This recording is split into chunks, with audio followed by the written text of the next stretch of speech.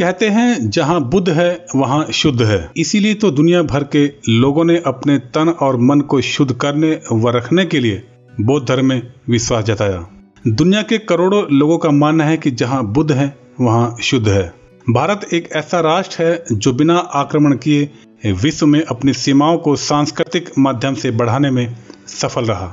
इसको विश्वव्यापी रूप देने में तथागत बुद्ध प्रवर्तित बौद्ध धर्म बड़ा कारण सिद्ध हुआ। बौद्ध धर्म जो है बिल्कुल सत्य पे टिका हुआ है, इसीलिए इसकी सारे देशों में मान्यता है बौद्ध धर्म की। बौद्ध धर्म में कोई भी किसी भी बिरादरी का हो, किसी भी जाति का हो, कोई भी किसी भी तरीके से छुआछूत या विचारधारा नहीं रखी जाती। बौद्ध धर्म को विश्व का तीसरा सबसे बड़ा धर्म बनाने में बौद्ध तत्वों का बड़ा ही महत्वपूर्ण योगदान रहा। इसलिए तो कहते हैं जहां बुद्ध है वहां शुद्ध है।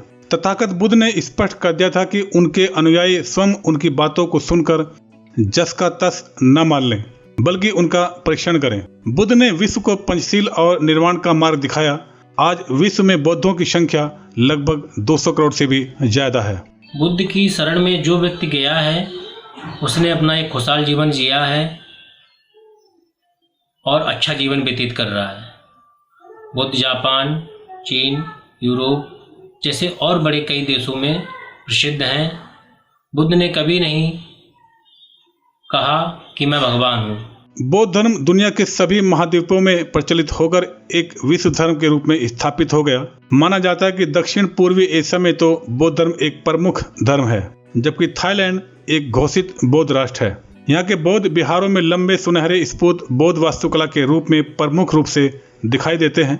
यूनेस्को द्वारा बोध गया का महाबोधि मंदिर विश्व विरासत के रूप में पहले ही घोषित हो चुका है।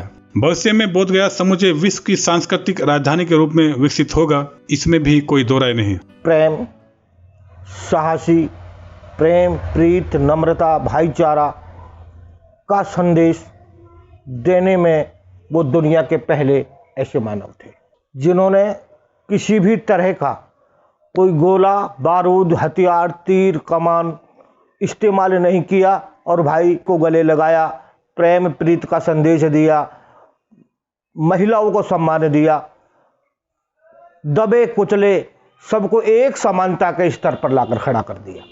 भारत के लिए तथागत बुद्ध के सांस्कृतिक महत्व को स्वामी विवेकानंद द्वारा कहे गए इन शब्दों से भी समझा जा सकता है।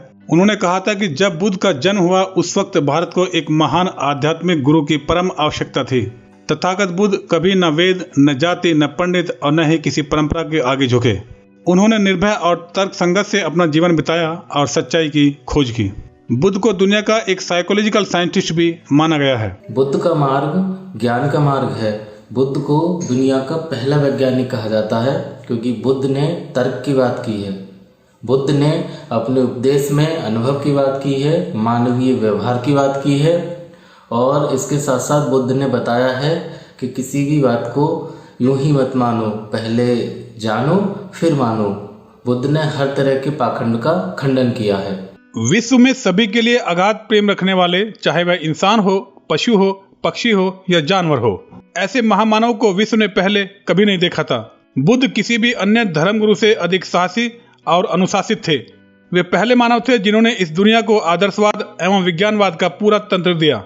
वे करुणा के महासागर थे। बुद्ध समानता एवं भाईचारा के बहुत बड़े समर्थक थे।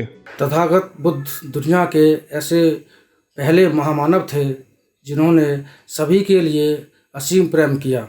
तथागत बुद्ध करुणा, मैत्री, समानता, भाईचारा के बहुत बड़े समर्थक थे। वे पहले महामानव थे जिन्होंने इस दुनिया को आदर्शवाद एवं विज्ञानवाद का एक बहुत बड़ा तंत्र दिया।